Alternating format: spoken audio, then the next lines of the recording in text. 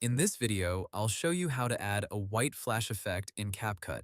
First, open the CapCut app on your phone and tap New Project.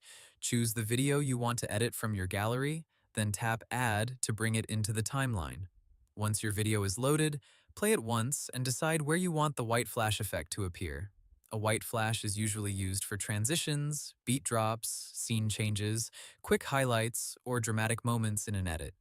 Move the playhead to the exact point where you want the flash to happen.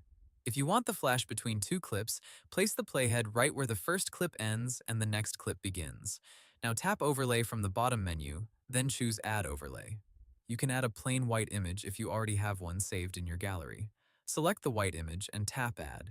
After adding the white image as an overlay, stretch it on the preview screen so it covers the entire video. Make sure no edges are visible and the full frame becomes white. Now look at the overlay layer in the timeline. Drag the edges inward to make it very short. A white flash effect usually works best when it lasts only a few frames, around 1/10 to half a second. Next, tap the white overlay layer and choose Animation. Go to In and select a quick fade-in animation. Then go to Out and select a quick fade-out animation.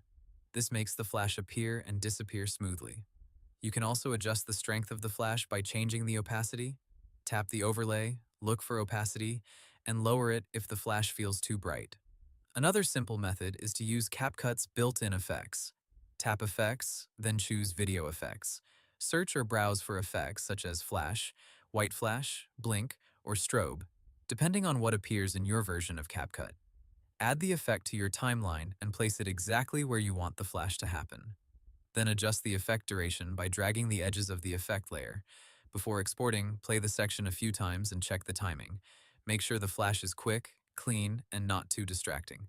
Once you are happy with the result, tap the export button in the top right corner. Choose your preferred resolution and frame rate, then save the finished video to your device. Hope the tutorial was helpful, subscribe to my channel, and see you in the next video.